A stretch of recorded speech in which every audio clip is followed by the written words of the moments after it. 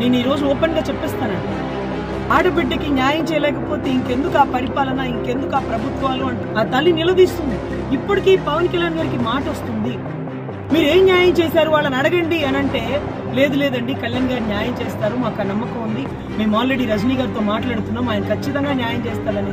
ఎంత ఆవేదపడిందో నేను చూసిన. ఈ రోజు నాన్న ఎంతో కష్టపడి నిలబడుతున్నాడు, నిలబడ్డాక ఖచ్చితంగా తలబడతాడు. ఏ ఒక్క ఆడబిడ్డకి అన్యాయం జరిగితే చూస్తూ ఊరుకోడండి. ఆయన చేయలేనప్పుడు ఇంకెవ్వరూ చేయలేరు, ఆయన చేస్తానన్నప్పుడు ఇంకెవ్వరూ అడ్డుపడలేరు. ఇది ఆయన వల్ల మాత్రమే సాధ్యమవుతుంది. కానీ నా అన్న హనుమంతులు లాంటి, మీకు కూడా సంవత్సరం అయిపోయింది, మీరు అమ్ముడు పోయారా, మీకేమన్నా పేమెంట్ ఇచ్చినారా?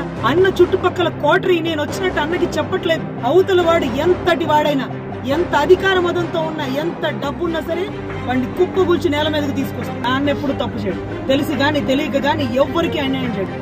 ఇది ధర్మం. ధర్మం కఠినంగా ఉంటుంది, కంఠం తెగిపడేంతగా ఉంటున్నాడు.